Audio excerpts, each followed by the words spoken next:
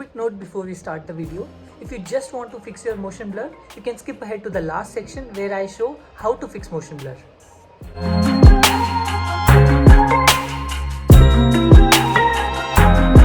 Wow guys, thank you. I honestly didn't think I'd be back here making a second video, but your comments, likes, feedback and even the criticisms, yep, I read those too, got me hyped. So here we are.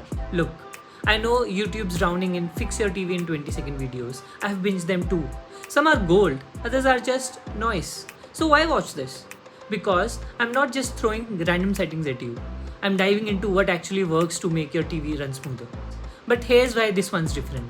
I'm showing you a before and after comparison that proves exactly how to make your TV faster, sharper and less blurry. Oh, and that tip everyone's shouting about? Just set judder to 0 and boom, perfection. Sorry to burst that bubble, it helps, but it's not the whole story.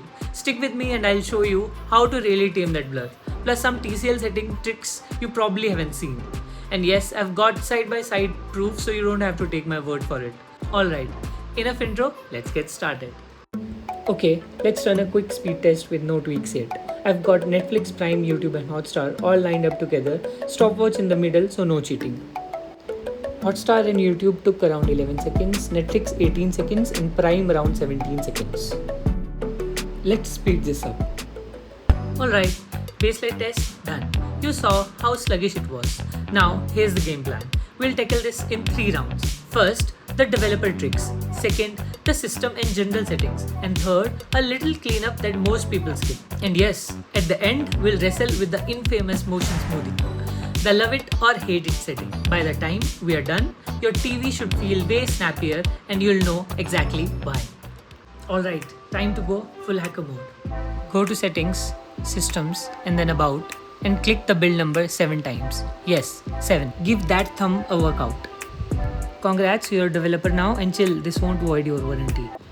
In developer options, here are the 3 game changers. Animation scales. Find window animation, transition animation and animator duration. All 3 to off or 0.5x. This cuts the fancy slow-mo effects, so apps and menus pop up like they've had an espresso. Downside, it might feel a tad abrupt. My combo, window transition off, animator 0.5x. Snappy but not jarring. Next up is background process limit. Set this to at most 2 processes. It's like telling your TV, focus buddy, no multitasking nonsense. Pro, smoother menus. Con, some apps might reload if you switch too much. Golden rule, for 1 to 2 GB RAM, set to no background process. 3 GB at most 2. Next one is don't keep activities. It's a tricky one, so understand this. Turn it on if your TV is absolutely struggling and sluggish. This ensures maximum free RAM. Keep it off if your TV can handle some multitasking. This allows you to quickly switch between apps without forcing them to fully reload. That's your speed foundation. Feels lighter already, right? But we are not done yet. Let's move to round 2, system general setting tweaks. Okay, let's come back from Nerdland and hit the settings everyone can understand. These options that secretly slow your TV. Go to the settings, system, power and energy, turn it off. This mode dims your screen and throttles performance. Like putting your TV on a low battery diet.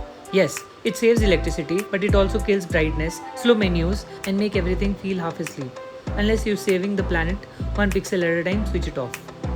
Next up, disabling auto updates. Go to settings, system, storage, internal shared storage, apps, manage updates. Disable automatic app updates. Your TV loves to update apps in the background.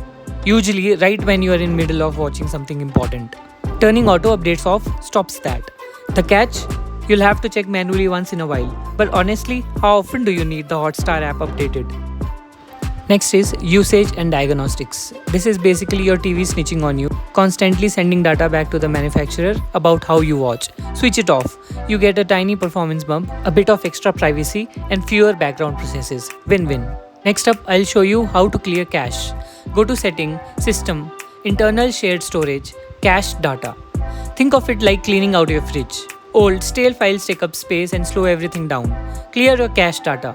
The first time you open the app after clearing it, it might take longer to load, and some apps will be extra dramatic and make you log in again.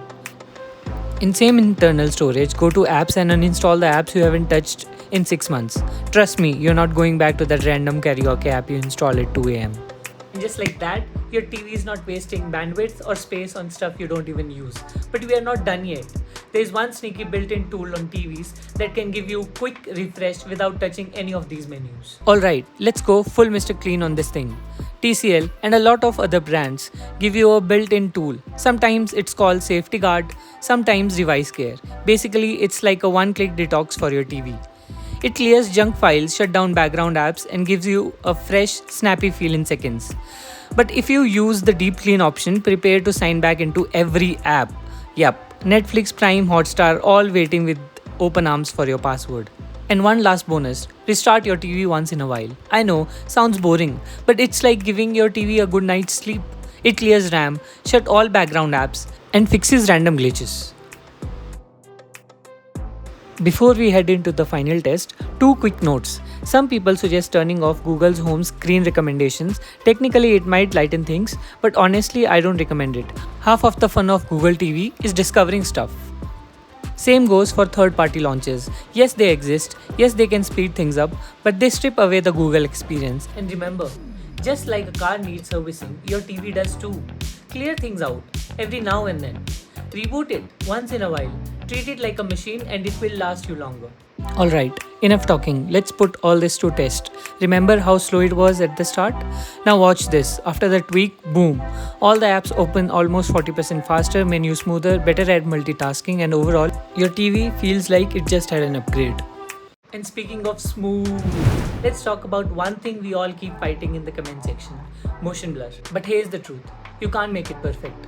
There is no magic one button fix. But there are few ways you can make it better depending upon what you are watching. Let's break it down. Go to settings, picture, and then motion. Please note, based on your picture mode preference, you can apply these changes to any mode. Movie, sports, standard, you name it. Think of it like seasoning. You choose how much spice you want. For movies OTT content, keep motion smoothing low. This gives you the most natural look. Judder is reduced. If you don't like the soap opera effect and want the content exactly as the director intended, switch to filmmaker mode. There, motion smoothing is off. Personally, I like a bit of smoothing for OTT content. It feels more cinematic to me, but that's taste. So test what your eyes like. First, I'll show you multiple clips with different picture modes so you can see exactly how the judder and blur change with each change. Then we'll try the custom settings I recommend and you'll notice the difference for yourself. First one is standard. Then comes the sports. By default, motion clarity in standard and sports mode is set to medium. This one is filmmaker. By default, motion clarity is off in filmmaker mode. This is a movie mode. By default, motion clarity in movie mode is set to low. This is intelligent mode. Default motion clarity is medium in this. And at last comes the vivid. Default motion clarity in vivid is set to high.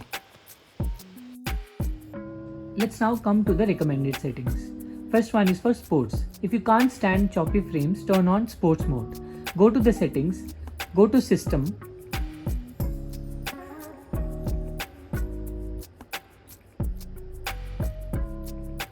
and then turn on the sports mode. As you can see, even if after turning the sports mode, the ball is still jittery. So go to motion, keep LED and dynamic acceleration off, go to motion clarity, go to custom, keep the blur reduction to 9 and judder to 1. It's not perfect, but you can see the judder of the ball is significantly reduced.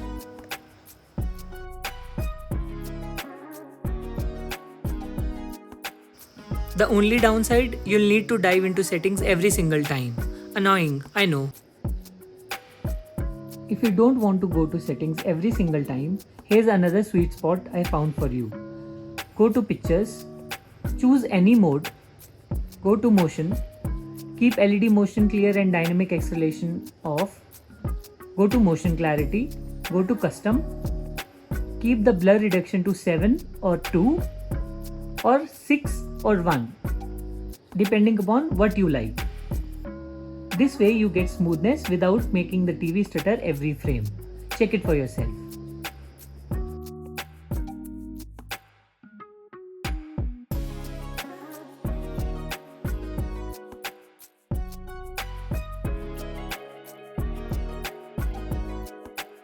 So yeah, motion smoothing is more about damage control than a cure. You won't eliminate it, but you can definitely make it watchable.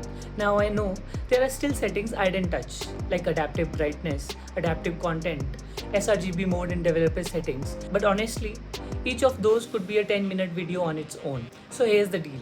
If you want me to make a deep dive into those hidden modes, or there's some more other gadgets or tech headache you want me to tackle, doesn't have to be a TV, drop down in the comments. Who knows? Maybe next week I'll be fixing your Wi-Fi instead of your TV. And if this little TV therapy session saved you from smashing your remote in frustration, hit that subscribe